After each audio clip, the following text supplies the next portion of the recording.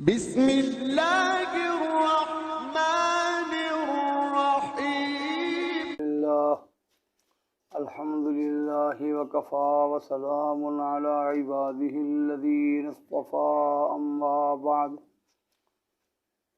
فقد قال النبی صلی اللہ علیہ وسلم علیکم بسنتی وسنت الخلفاء الراشدین المہدیین او کما قال النبی صلی اللہ علیہ وسلم سرور عالم سید الاولین والآخرین فخر الانبیاء حضرت محمد الرسول اللہ صلی اللہ علیہ وآلہ وسلم نے ارشاد فرمایا، لازم پکڑو میری سنت کو اور خلفائے راشدین کی سنت کو۔ علیکم بسنتی و سنت الخلفاء الراشدین، خلفائے راشدین کی سنت کو اپناؤ، مہدیین جو ہدایت یافتہ ہیں۔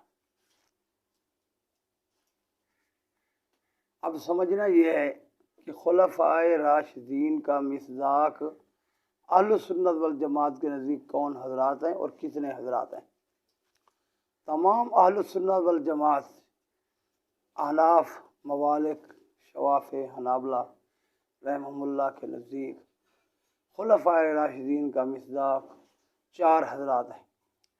سیدنا حضرت ابو بکر صدیق، سیدنا حضرت عمر فاروق، سیدنا حضرت عثمان غنی، سیدنا حضرت علی مرتضیٰ رضی اللہ عنہم اجمعین ہیں۔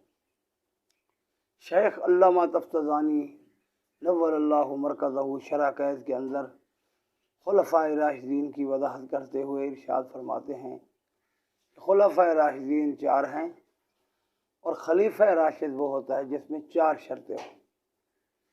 پہلی شرط یہ ہے کہ وہ خلیفہ راشد قریشی ہو۔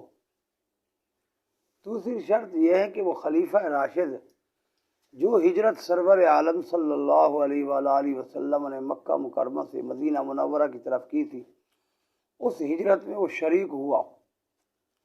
تیسری شرط یہ ہے کہ سرور عالم صلی اللہ علیہ وآلہ وسلم کی وفات مبارک کے بعد سے 30 سال کے اندر اندر ان کی خلافت ہو۔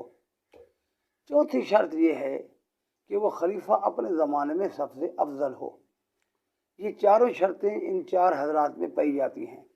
حضرت سیدنا ابو بکر صدیق رضی اللہ تعالیٰ عنہ قریشی بھی ہیں، اس ہجرت میں جو مکہ مکرمہ سے مدینہ منورہ کی طرف ہوئی تھی، سرور عالم صلی اللہ علیہ وآلہ وسلم کے ساتھی تھے، اور 30 سال کے اندر اندر حضرت کی خلافت ہے۔ حضرت صلی اللہ علیہ وسلم کی وفات مبارک کے بعد 2 سال کچھ مہینے خلیفہ رہے، اور اپنے زمانے میں بعد الانبیاء سب سے افضل ہیں۔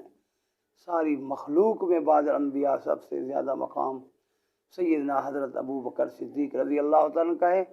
سارے اہل سنت والجماعت اس بات پر متفق ہیں۔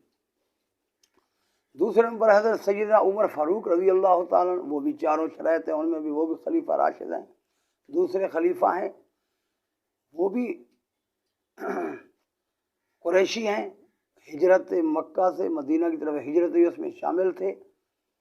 30 سال کے اندر ان کی حکومت ہے، خلافت ہے۔ حضرت سرور عالم صلی اللہ علیہ وسلم کے 2 سال کچھ مہینے بعد صدیق اکبر رضی اللہ عنہ کی خلافت کے بعد تقریباً 11 سال کے لگ بھگ ان کی خلافت بنتی ہے، اور وہ حضرت جو ہیں اپنے زمانے میں سب سے افضل تھے۔